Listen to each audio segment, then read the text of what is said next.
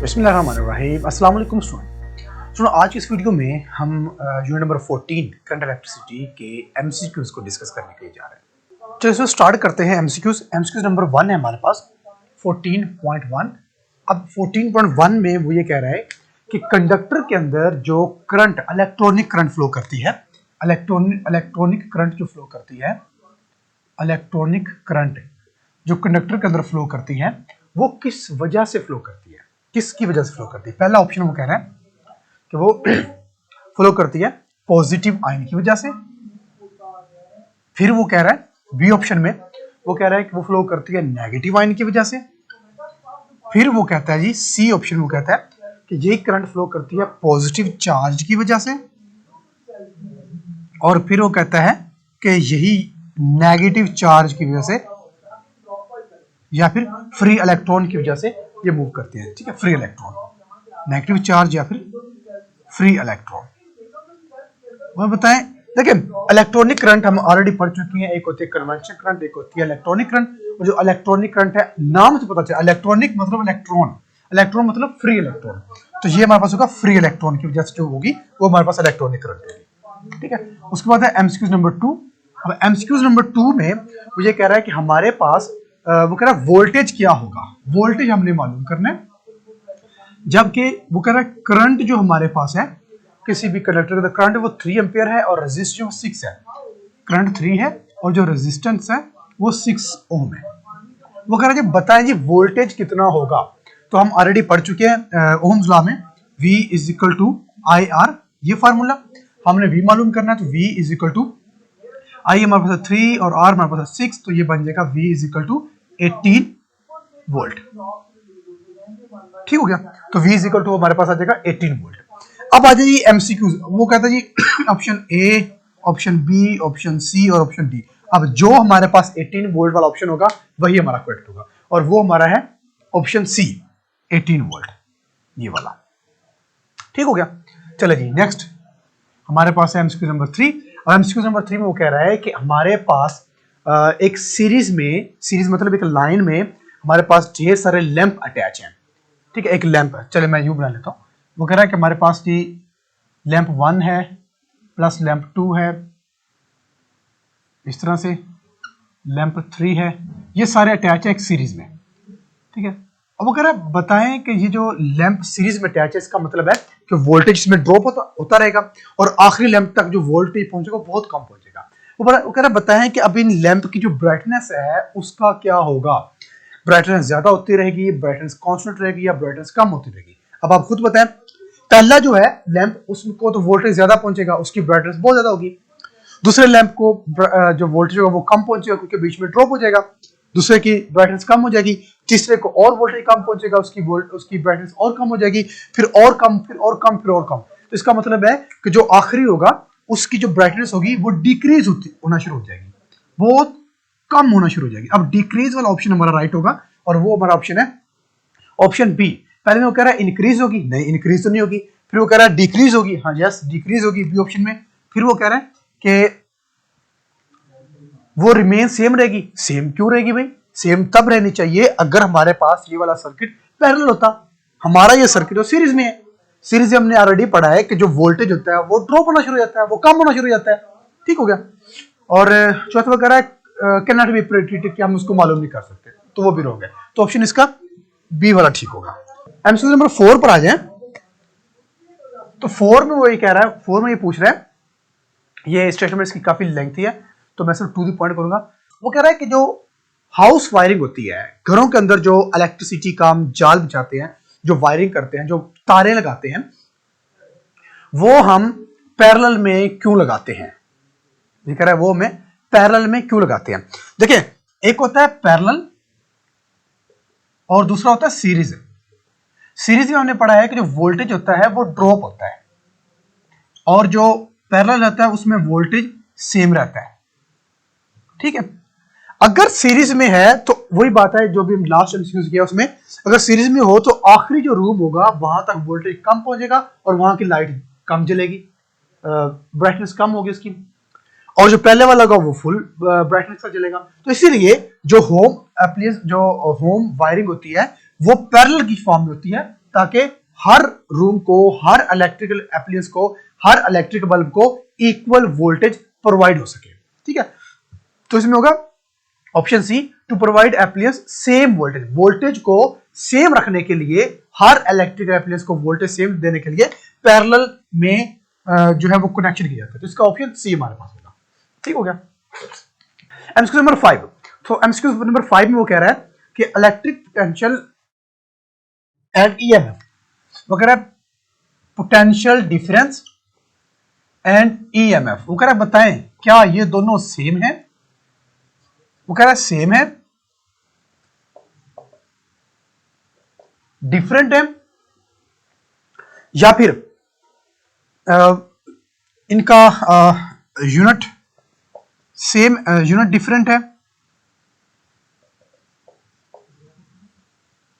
या फिर नन, जो भी इसका जो लास्ट वाला ऑप्शन है। ठीक है, बोथ ए एंड सी। ठीक है, बोथ ए एंड सी, तो ए बी सी और डी। अब वो कह रहा है कि बताएं ईएमएफ और पोटेंशियल डिफरेंस क्या दोनों सेम है।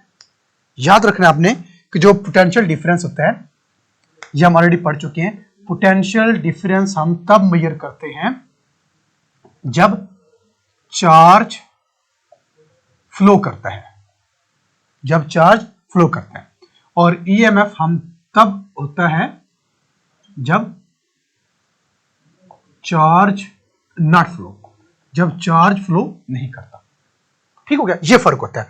जब ये फर्क है, बाकी इनका जो यूनिट है वो सेम होता है, वोल्ट है, तो इसलिए हम कहते हैं कि दोनों डिफरेंट चीजें होती है, दोनों डिफरेंट होती हैं, बोथ आर डिफरेंट। ठीक हो गया, तो ये चीज आपने याद रखनी है। तो इसका ऑप्शन हमारे पास होगा B option, both are different. ठीक है, चलो जी नेक्स्ट। एमसीक्यू नंबर 6 में वो पूछ रहा है जी, एमसीक्यू 6 में वो कह रहा है जी when we double the voltage in a simple circuit, तब बताएं जी करंट के बारे में। वो कह रहा है जी सिंगल सर्किट है हमारे पास, सिंपल सर्किट है, उसमें हम वोल्टेज को डबल कर देते हैं। सिंपल सर्किट हमारे पास ये होता है V is equal to I R, ये हमारे पास सिंपल सर्किट है। वो कह रहा है सिंपल सर्किट में हम वोल्टेज को डबल कर देते हैं। अब R जो है वो हमारा कांस्टेंट है, क्योंकि ओम्स लॉ है, ओम्स लॉ में हम R को कांस्टेंट रखते हैं, तो हमारे पास आ जाएगा V directly proportional to I simple circuit में। वो कहता है अगर वोल्टेज को हम डबल कर दें, वोल्टेज डबल कर दें, तो करंट भी हमारा डबल हो जाएगा। ठीक हो गया, तो इसमें ऑप्शन हमारे पास है डिफरेंट है। वो कह रहा है कि करंट डबल होगा, पावर डबल होगी, रेजिस्टेंस डबल होगी, या बोथ ए एंड बी। तो हम कहेंगे सिंपल सर्किट है, सिंपल सर्किट में हमारे पास ये होगा, इसमें हमारा जो करंट होगा वो डबल होगा, तो ऑप्शन ए। ठीक हो गया, चलो जी next MCQ number 7। MCQ number 7 में वो कह रहा है कि अगर हम डबल कर दे दोनों चीजें, करंट को भी और वोल्टेज को भी, ठीक है, तब जाकर अगर वो कह रहा है कि हम करंट एंड वोल्टेज को डबल कर दें, अगर हम करंट और वोल्टेज दोनों को डबल कर दें, लेकिन हम जो रेजिस्टेंस है वो कांस्टेंट रखें, तब जो हमारी पावर होगी वो क्या होगी। अगर करंट को, वो कह रहा है रेजिस्टेंस को कांस्टेंट रखें, करंट और वोल्टेज को डबल कर दें, फिर हमारी जो पावर होगी वो क्या होगी। देखिए दो फार्मूला हमारे पास है। पहला फार्मूला P, एक हमारे पास है करंट की फॉर्म में, रेजिस्टेंस का, पावर का, और एक है वोल्टेज की फॉर्म में, I square multiply by R multiply by T। दूसरा है P is equal to V square divide by R multiply by T। ठीक हो गया, ये है करंट की फॉर्म में, ये है वोल्टेज की फॉर्म में। बाकी सबको कांस्टेंट कर दो, R और T को कांस्टेंट कर दें, R और T को कांस्टेंट कर दें, पीछे बचेगा P is equal to I square और P is equal to V square. वो कह रहा है करंट को भी डबल करें, वोल्टेज को भी डबल करें। करंट को डबल किया, P is equal to 4I square, तो जो पावर होगी वो 4 टाइम बढ़ जाएगी। इस वाले केस में आ जाएगी 2V और P is equal to 4V square, तो यहां पर भी जो पावर होगी 4 टाइम बढ़ेगी। इसका मतलब है कि पावर जो होगी हमारी वो 4 टाइम इंक्रीज होगी। चलो जी अब ऑप्शन में आ जाए। ऑप्शन वन में कह रहा है कि पावर से चेंज नहीं होगी, फिर वो कह रहा है कि जो हमारी पावर है वो हाफ हो जाएगी। अगर जो ऑप्शन ए है वो हाफ हो जाएगा, चेंज, अनचेंज, हाफ, और उसके बाद है डबल, और डी में वो कह रहा है